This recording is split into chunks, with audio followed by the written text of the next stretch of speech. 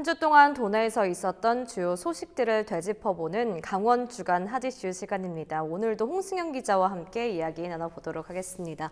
네, 홍 기자, 어떤 소식들로 좀 시작을 해볼까요? 네, 최근에 포근한 날씨가 이어지면서 강원도 겨울축제에 변화가 시급하다는 목소리가 높아지고 있습니다. 보도 내용부터 보시고 이야기 나눠보겠습니다. 1년 전 화천천 모습입니다. 강 전체가 그야말로 꽁꽁 얼었습니다. 1년이 지난 요즘 상황은 다릅니다. 강 대부분이 얼었지만 아직 얼지 않은 곳이 곳곳에 눈에 띕니다. 얼음 두께도 지난해에 비해 절반 수준에 불과합니다. 전국에서 얼음을 가장 잘 얼린다고 자부했던 화천군도 결국 산천어 축제를 일주일 연기했습니다.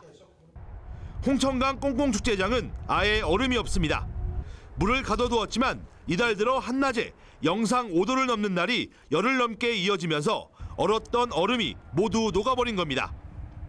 포근한 날씨로 축제를 연기하는 사례가 계속되는 데다 축제가 이름과 장소만 다를 뿐 포맷과 개최 시기도 겹치는 게 현실입니다. 경쟁력 확보도 요구됩니다.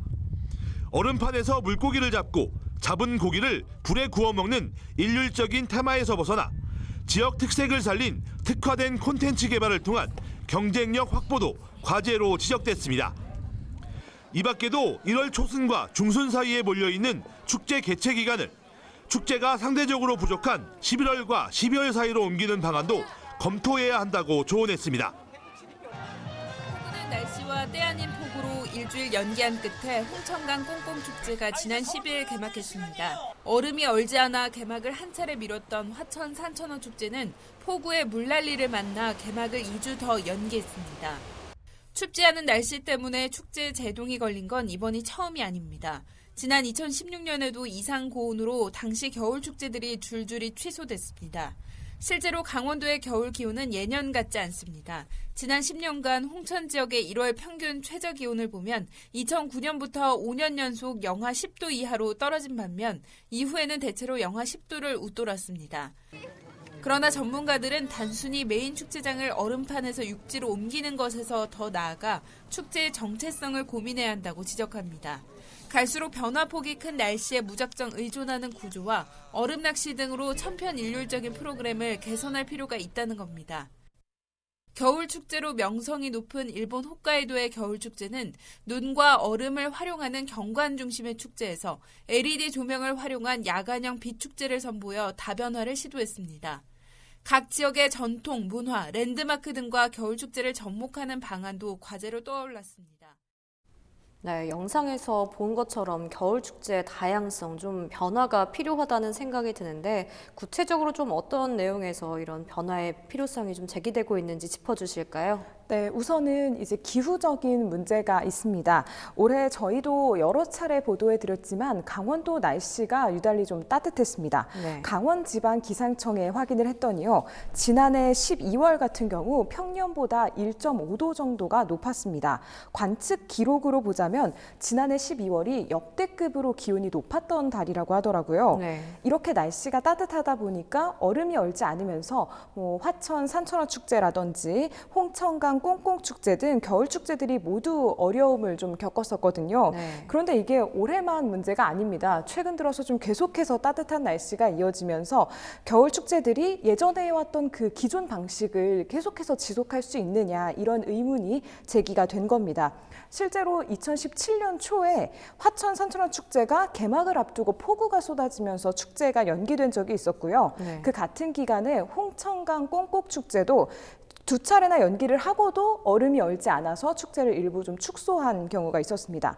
이렇듯 겨울 축제 등이 기후에 직접적인 타격을 받을 수밖에 없다 보니까 보다 좀 선제적인 대응을 고민해야 되지 않냐 이런 이야기들이 나오는 겁니다. 네, 뭐 날씨도 문제긴 한데 또 프로그램에 있어서도 문제가 있다면서요? 네, 그렇습니다. 지금 강원도에서 열리는 그 겨울 축제가 모두 10개입니다. 그런데 프로그램이 말씀하셨듯이 좀 다 비슷합니다. 우리가 흔히 생각하는 뭐 얼음 낚시를 낚시라든지 맨손 고기 잡기라든지 눈 조각산 구경하기 뭐 이런 공통점을 가지고 있는데요. 네. 정작해서 이 강원도만의 지역성은 드러내지 못한다 이런 의문들이 제기되어 왔습니다. 네, 천편일률적인 뭐 이런 축제, 획일적인 축제 이젠 좀 변화가 필요한 때인가 아닌가 싶은 생각이 드는데 그러면 좀 대안들은 구체적으로 좀 어떤 것들이 있을까요? 네, 강원연구원이 2013년에 이 겨울 축제에 대해서 이제 연구를 발표한 적이 있었는데요. 인접 지역의 축제들을 연계해서 관광 루트를 개발해야 한다. 이렇게 해서 관광 자원들끼리의 연계성을 높이자 이렇게 지적을 했습니다.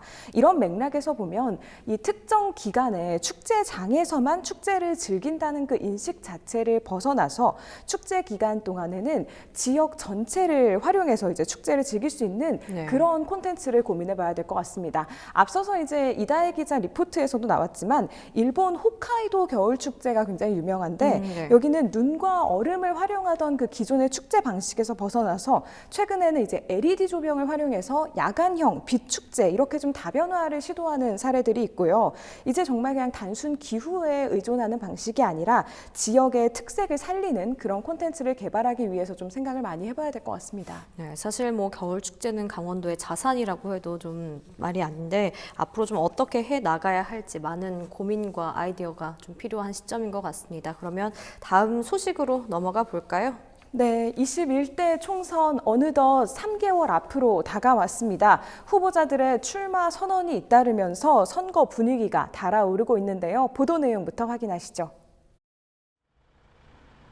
15일 현재까지 강원도 선거관리위원회에 등록된 제21대 총선 예비 후보자는 총 46명입니다. 지난달까지만 해도 25명 정도였지만 최근 등록자가 2배 가까이 늘었습니다. 이번 총선에 출마하기 위한 공직자 사퇴 시한이 16일까지여서 이후 예비 후보자 수는 더욱 늘어날 것으로 전망됩니다. 총선이 석 달 앞으로 다가오며 출마자 윤곽이 어느 정도 드러나게 되는 겁니다.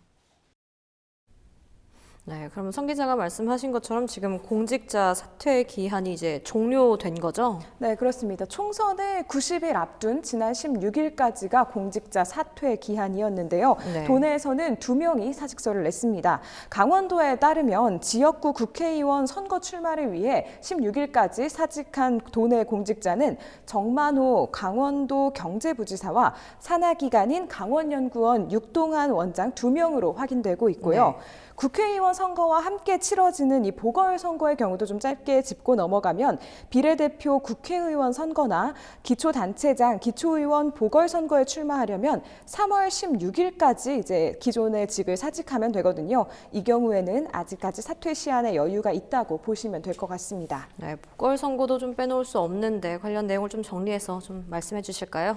네, 말씀하신 대로 이번 선거에서는 지방자치단체장과 또 지방의원의 보궐선거도 함께 치러지는데요.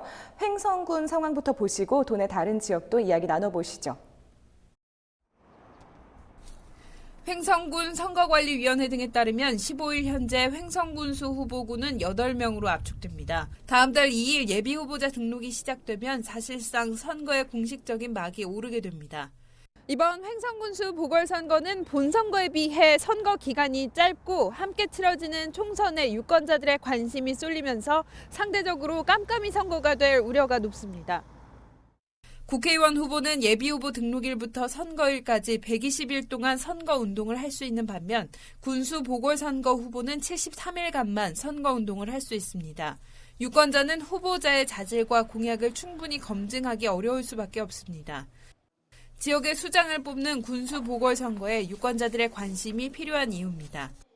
이번 선거에 출마하는 공직자는 16일까지 그 직을 사퇴해야 하고 모든 후보자는 선거일 기준 60일 이상 횡성군에 주소가 돼 있어야 합니다. 네, 보궐선거 관련 영상 보고 오셨는데요. 취재기자와 함께 좀 더 자세한 상황 알아보도록 하겠습니다. 이다희 기자, 현재 그럼 횡성군 상황은 좀 어떻습니까? 네, 이번 선거에서는 지방자치단체장과 지방의원의 재보궐선거도 함께 치릅니다. 네. 횡성군은 전 군수의 뇌물수수 혐의 대법원 확정 판결에 따라서 일찌감치 무죄 판이 됐는데요. 때문에 당초에는 거론되는 인사가 10명 안팎으로 선거가 다가오기 전부터 과열 양상을 보였습니다.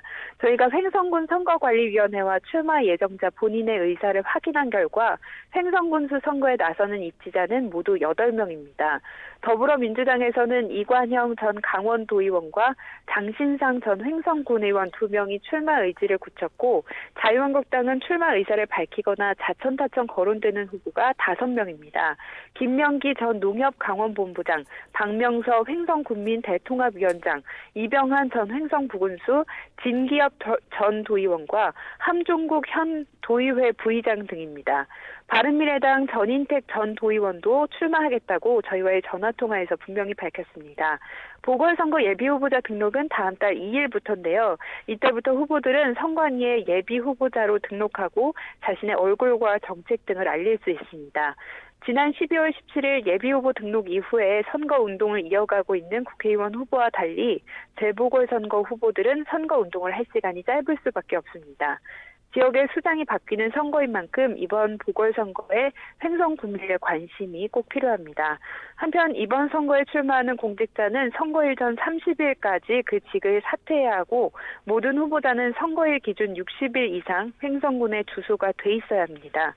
현재 거론되는 인사 가운데 현직 도의원이 있기 때문에 군수 출마를 위해 현직을 사퇴하게 되면 횡성은 도의원 선거도 함께 치를 가능성도 있습니다.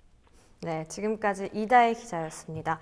네, 홍 기자, 그러면 지금 보궐선거가 필요한 지역이 어딘지 좀 짚어주시죠. 네, 지난주에 2018년에 치러졌던 그 6.13 지방선거의 선거법 위반 혐의 재판이 종료가 됐습니다. 네. 그를 통해서 이제 고성군수가 직위를 상실하게 됐는데요. 이로써 도내에서 재보궐선거가 필요한 곳은 모두 4곳이 됐습니다. 춘천시의회 4선거구 그리고 홍천군의회 가선거구 등 기초의원 2곳과 뇌물수수 혐의가 확정된 횡성군수, 또 선거법 위반 혐의가 확정된 고성군수 등 지방자치단체장 2곳입니다. 앞서서 이다혜 기자가 횡성 상황 전해주었는데 다른 곳도 좀 치열한 경쟁이 예상되고 있습니다. 네, 선거가 나온 김에 하나 더 짚고 가죠. 강원도 내 15개 시군에서 처음으로 민간 체육회장이 선출됐다면서요? 네, 그렇습니다. 그동안은 지자체장이 당연직으로 맡아왔던 광역기초체육회 수장을 체육인들이 직접 뽑았는데요. 네. 보도 내용부터 확인하시죠. 초대 민간 강원도 체육회장에는 기호 1번 양희구 후보가 당선됐습니다. 양희구 당선자는 전체 유권자 316명 중에 120표를 얻어 당선의 기쁨을 안았습니다. 춘천과 원주 등 도내 15개 시군 체육회장 선거는 15일 진행되며 2월 18일 정선군을 끝으로 도내 체육회장은 모두 결정됩니다. 체육회의 전문성과 독립성을 향상시키기 위해 이번 제도가 도입됐지만 이번 선거는 많은 과제를 남겼습니다. 후보자가 처음 유권자들 앞에서 지지를 호소한 정견 발표는 선거 당일에야 진행됐습니다.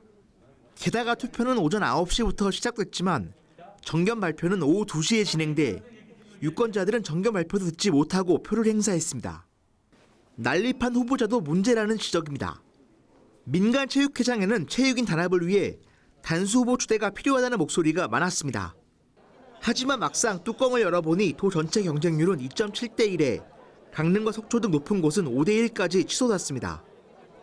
민간 체육회장의 임기는 4년이지만 이번 선거로 선출된 회장은 3년만 직을 수행합니다. 새롭게 선출된 도시군 체육회장은 선거 후 당선증을 바로 교부받고 16일부터 공식 업무를 바로 시작하게 됩니다. 네, 홍 기자, 체육회장이란 말 사실 좀 낯선데 모르시는 시청자분들도 계실 것 같아요. 구체적으로 어떤 의미를 좀 담고 있는지 정리를 해주실까요? 네, 이 체육회장이라는 것이 말 그대로 지역별 체육회의 수장을 뜻하는 말입니다. 네. 체육회장은 체육회와 또 지자체 간의 가교 역할을 할 뿐 아니라 체육회 운영이라든지 가맹단체 예산, 지원금 예산 등을 결정할 뿐 아니라 그 체육회의 인사권까지 쥐고 있는 자리입니다. 원래는 이 지방자치단체장이 이 도와 시군의 체육회장을 겸직을 하고 있었습니다. 그런데 이제 국민체육진흥법 개정 거론되면서 민간인으로 선출하는 선거가 이번에 처음으로 치러진 겁니다. 원래 민간체육회장의 임기는 4년이지만 이번 선거로 선출된 회장은 3년만 직을 수행한다고 합니다.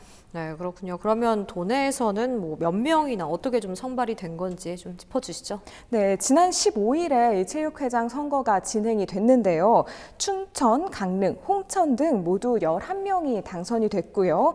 원주, 영월 등을 비롯한 도내 4곳에서는 단독 출마였기 때문에 무투표 당선이 됐습니다. 네. 또 동해시는 오는 30일, 철원은 다음 달 10일, 정선은 다음 달 18일에 각각 선거를 치르게 됩니다. 네, 앞으로의 활동을 좀 기대해 보도록 하겠습니다. 그러면 좀 분위기를 바꿔서 좀 기분 좋은 소식인 것 같아요. 강원도 미분양 물량이 좀 해소되는 흐름을 보이고 있다면서요? 네, 그렇습니다. 사실 뭐 이 미분양 우리가 좀 관심도 많이 가지고 그쵸. 보도를 많이 해드렸던 부분인데요. 지난해에 도내 미분양 수가 정말 전국에서 좀 가장 많을 정도로 위험 단계다 이런 보도 전해드렸었는데요.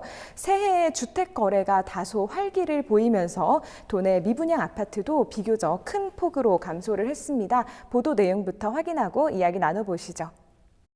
지난해 8월 도내 아파트 미분양 물량이 8,000세대를 웃돌며 10년 만에 전국 최다를 기록했습니다. 도내에서 미분양이 가장 많은 원주는 지난해 11월 3,000세대에 육박했습니다. 그 결과 원주를 포함한 도내 4개 시군이 미분양 관리 지역에 포함됐습니다. 다행히 신규 아파트 공급이 줄면서 미분양 물량은 감소세로 전환됐습니다. 한국감정원도 도내 전체 주택의 평균 매매 가격이 지난해 말 연중 최저치를 기록했다고 밝혔습니다. 인구 대비 과잉 공급된 신규 아파트는 기존 노후 아파트의 가격을 낮추고 헐값에도 팔리지 않는 노후 아파트는 또다시 가계 경제의 발목을 잡는 악순환이 계속된다는 겁니다. 그러나 정부의 강도 높은 부동산 규제에 외지인의 투자를 기대하기는 어려운 상황. 해당 지자체들도 기업 유치 등 인구 유입 정책을 내놓고 있지만 미분양 해소에는 다소 시간이 걸릴 것이란 입장입니다. 미분양 관리지역으로 지정된 도내 4개 시군은 올해도 관리지역 적용이 연장됐습니다.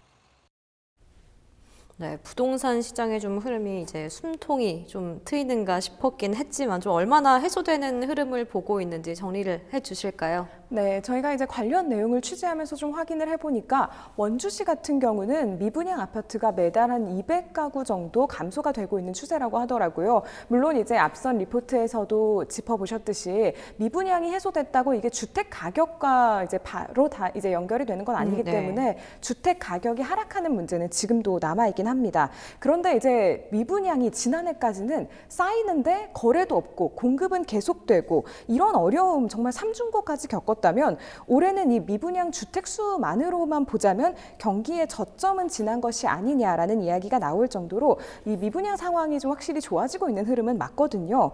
또 사실 이 미분양 수 못지않게 중요한 것이 주택 거래량입니다. 그런데 거래량이 지금 보시면 작년 연말부터 과거에 비해서 좀 크게 늘어나는 추세를 보이고 있습니다.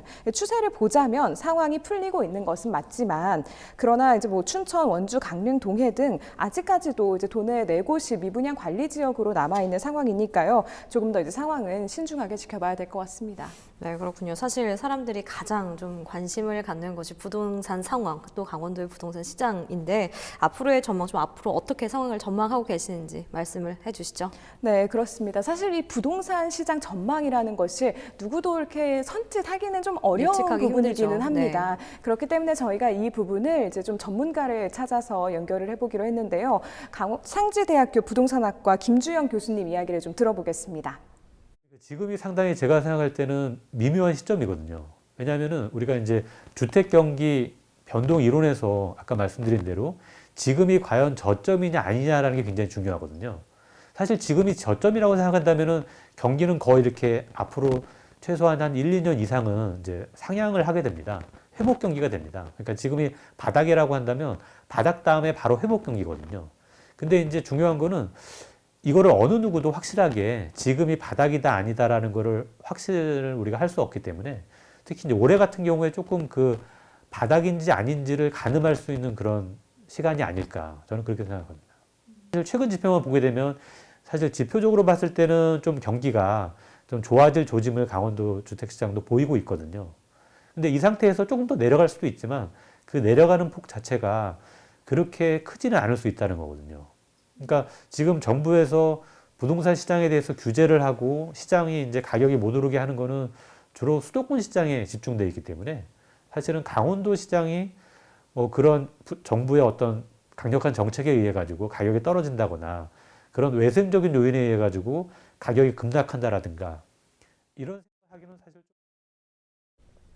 네, 물론 이 부동산 시장이라는 게 몇 개월치 자료로 이제 단순히 판단할 수 있는 건 아니지만 전체적인 흐름을 놓고 분석할 때 이제 가격이 더 큰 폭으로 떨어지진 않을 것이다. 실수요자라면 지금 집 구매해도 괜찮은 시기다. 이렇게 전문가들은 입을 모았습니다. 네, 부동산 상황까지 들어보고 오늘 여기까지 진행하도록 하겠습니다. 한 주 동안 도내에서 있었던 주요 소식들을 되짚어보는 강원 주간 핫이슈 시간, 오늘도 홍승현 기자와 함께 이야기 나눠봤습니다. 도움 말씀 감사합니다.